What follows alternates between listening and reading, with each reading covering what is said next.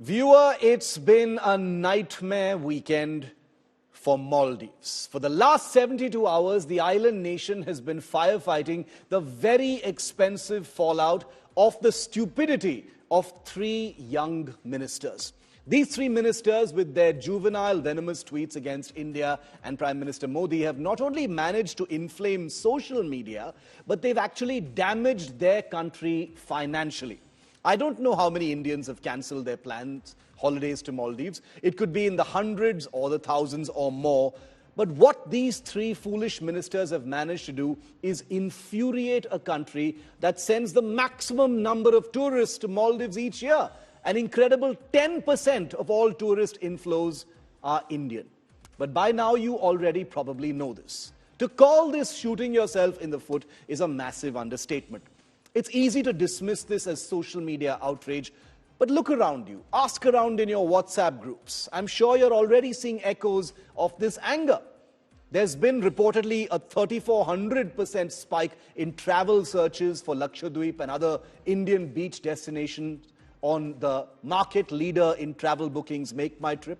There's been a definite wave of cancellations by potential Indian travelers to Maldives, though we don't have an exact number, driven not by peer pressure of social media angst, but by the simple force of anger against a country that has the temerity, the audacity to abuse the leader of a nation whose people literally pay for a tenth of the lifeblood of Maldives. It's actually stupefying. But let's not simply dismiss these ministers as fools and their words as casual contempt. They're anything but fools. They're ministers. They're elected representatives. Their words may have backfired spectacularly on the Maldives, which is now knee-deep in damage control, but let's make no mistake where this venom actually stems from.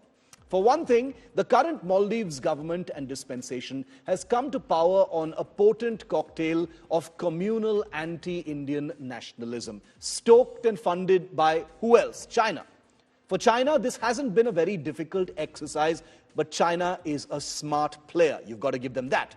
Did you know, for instance, that between 2014 and 2018, Maldives sent more citizens per capita to join the Islamic State, ISIS, and fight for that terror organization than any other country in the world?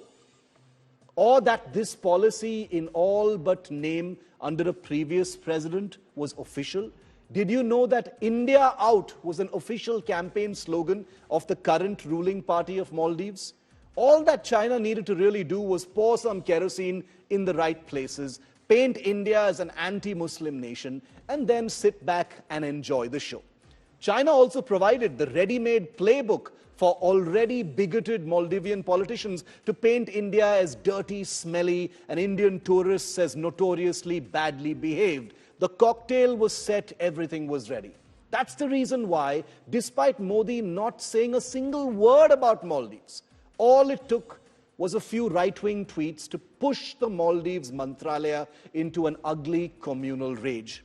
The problem with Chinese kerosene is that it can badly backfire on you, and in one way explains the xenophobia displayed by a multiplicity of Maldivian ministers. That's why even as the Maldives Prime Minister now begins a trip to China, his entire government is practically on its knees pleading for forgiveness from India, chastising its errant netas and getting its tour operators to literally beg travelers not to cancel their bookings. It's a tragic spectacle because ultimately these three idiot ministers who've been suspended now will probably be drafted back in once this entire storm has died down. It's the hotels, the airlines, the tour operators, the boat owners and staff who will ultimately suffer, not the government of Maldives. What Maldives has got is a taste of the blurred lines between online and offline outrage. If they thought this was some social media mob venting their anger against Maldives for jumping to the Chinese camp in the previous election, they couldn't be more wrong. Maldives is a part of a larger strategic game of chess in the Indian Ocean. China seeks to exert influence in island nations across the region in order to encircle India from the oceans. In Maldives, it has managed to do so quite successfully in this election cycle.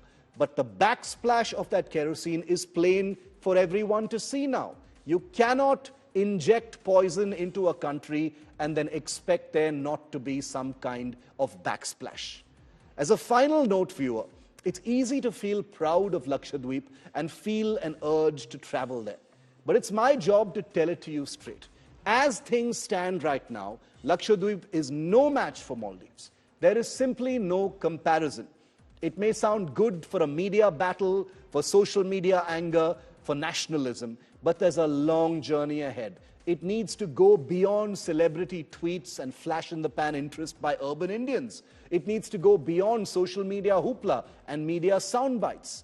If we are to truly convert and make use of a collective sense of insult from Maldives to do something good for India, it should be to accept the reality of where we actually are, how much work needs to be done, how much needs to change culturally and otherwise to respect our own territories, give them the love and the attention they deserve before we make them truly befitting for guests from around the world. This story shouldn't be about Maldives, viewer. Indians may change their Maldives plans either from a sense of hurt or out of a nervousness in an era of social media outrage and hyper-nationalism. But what will change, and that will change as the storm settles. Let's be clear, people will carry on with their Maldives plans. People will travel to Maldives from India. But if there's a victory in all of this, it is the total commitment, or the commitment to commit to making India and Indian destinations truly world-class. That needs to be the true destination of this entire affair. Thank you for listening.